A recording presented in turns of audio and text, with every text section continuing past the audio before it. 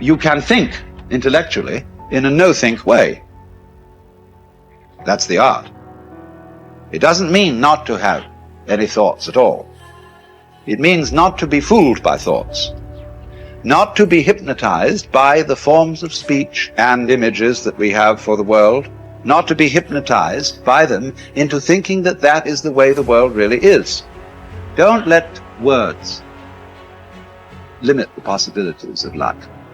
The easiest thing I've done was to get out from under the labels and to live the life that I live. The most difficult thing I've ever done was to believe that I can do it.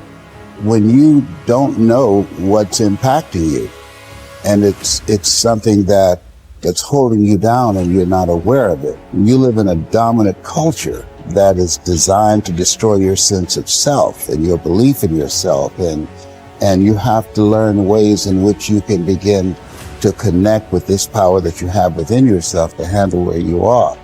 The key is to be constantly in a perpetual process of discovering the truth of who you are and fighting constantly to look for ways in which you can escape the inner conversation. Now it's the mental game. And that's where people get lost in life, get lost in that next level. You must get your fucking self out of the fucking sewer. No one's coming in the sewer to get you. It's dark, it's nasty, there's rats down there. It's your brain. You are the only person that can pull yourself out. The easiest thing in the world to do is to complain. The easiest thing in the world to do is to be negative. It takes work to have a perspective that see things on the right side of the coin. You gotta fight for that. It takes work to show up every single day, and when things are not playing in our favor, to say, you know what, man, I'm gonna still show up, and I'm gonna give everything I got to it because I value what I'm a part of. It takes work to have the right perspective.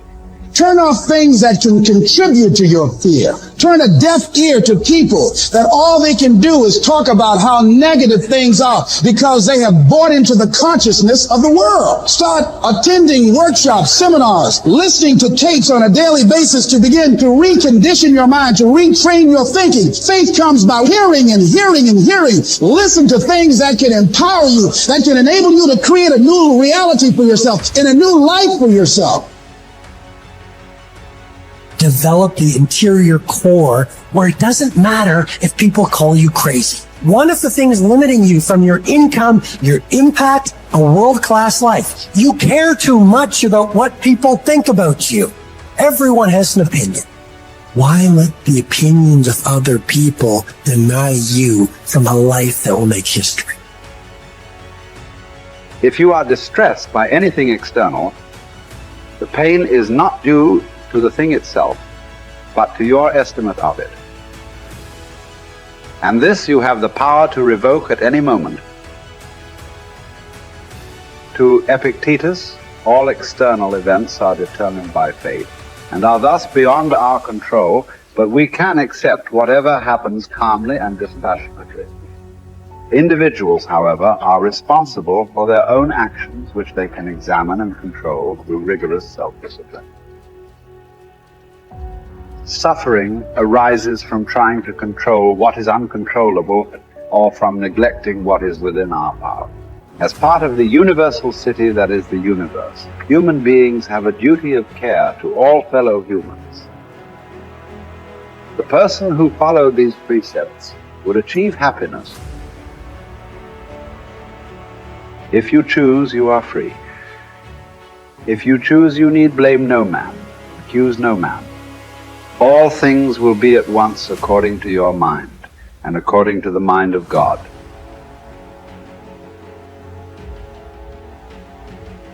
Richard Wright said it best. He said, the impulse to dream has slowly been beaten out of me through the experiences of life. So when you live in a culture that is designed to destroy your sense of self, where you are marginalized, where you have a feeling of being hopeless and powerless, and you're terrorized. I remember going downtown with my mother, and I saw a water fountain. I think I was about 5 years old, and I ran and I drank from the water fountain. All of a sudden, she grabbed me by the neck and said, "Don't you ever do that again," and start punching me in the back of my head and my face, and got me down on the ground, was punching me relentlessly. And I said, "Mama, please, it's me, Mama, it's me," with this crazed look in her eyes. And then a white policeman came, and he had a nightstick in his hand. He was hitting it in his left hand. Oh. He said, "Okay, all right, you beat that little nigger boy enough. Now, I won't have to beat him with this next." And he walked away laughing. And my mother broke down and started crying and saying, "Leslie, I'm so sorry. I'm so sorry." I said, "Mama, why'd you beat me like that?" He said, "These water fountains are for white only, son. And if that cop had hit me with his nightstick, he would have to kill me.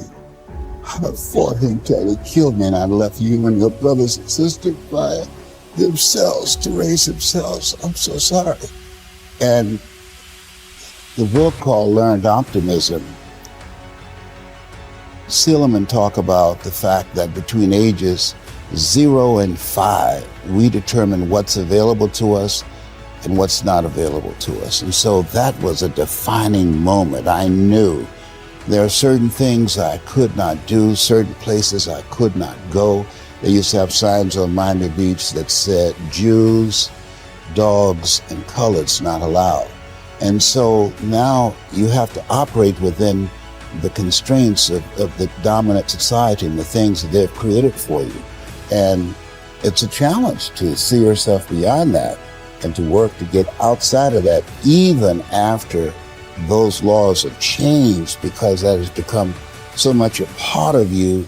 You unconsciously operate within the parameters of what has been put in place. Like you're driving on the expressway, the 405, and you'll get off on an exit that you weren't going in that direction, but you unconsciously did it because you've done it so many times that many people, because they're not making a conscious, deliberate, determined effort to think outside of what life has thrown at them, they end up doing the same thing over and over and over again. Einstein said that thinking that has brought me this far has created some problems that this thinking can't solve.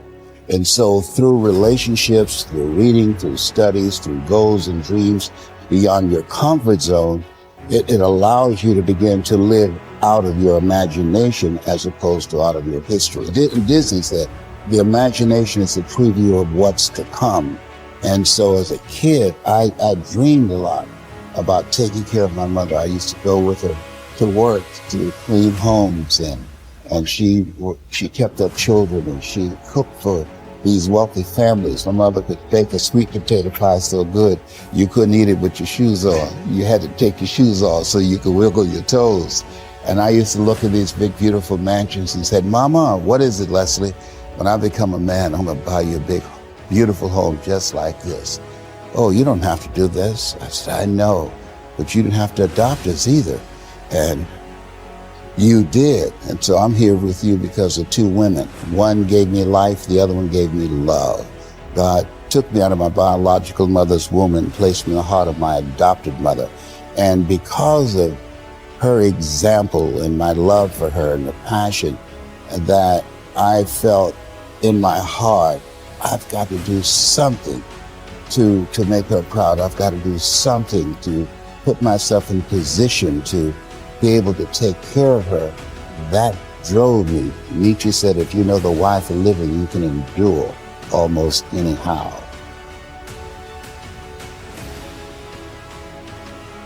You journey to Olympia to see the work of Phidias.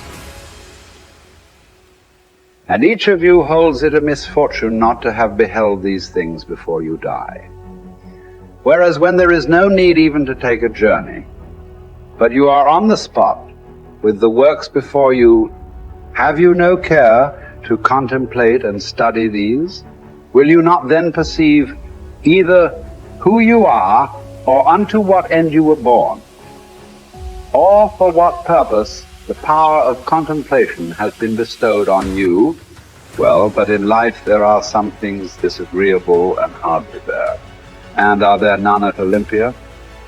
Are you not scorched by the heat? Are you not cramped for room?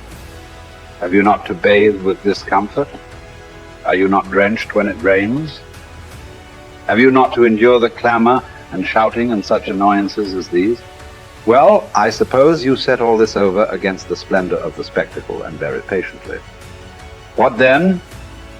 Have you not received greatness of heart, received courage, received fortitude? What care I, if I am great of heart, for aught that can come to pass? What shall cast me down or disturb me? What shall seem painful? Shall I not use the power to the end for which I received it, instead of moaning and wailing over what comes to pass? If I show you that you lack just what is most important and necessary to happiness, that hitherto your attention has been bestowed on everything rather than that which claims it most, and to crown all, that you know neither what God nor man is, neither what good or evil is, why, that you are ignorant of everything else, perhaps you may bear to be told. But to hear that you know nothing of yourself, how could you submit to that? How could you stand your ground and suffer that to be proved? Clearly not at all. You instantly turn away in wrath. Yet what harm have I done to you? Unless indeed the mirror harms the ill-favored man by showing him to himself just as he is.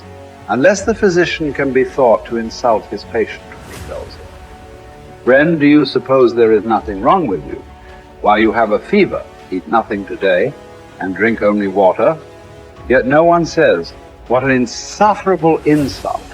Whereas if you say to a man, "Your desires are inflamed, your instincts of rejection are weak and low, your aims are inconsistent, your impulses are not in harmony with nature, your opinions are rash and false," he forthwith goes away and complains that you have insulted him.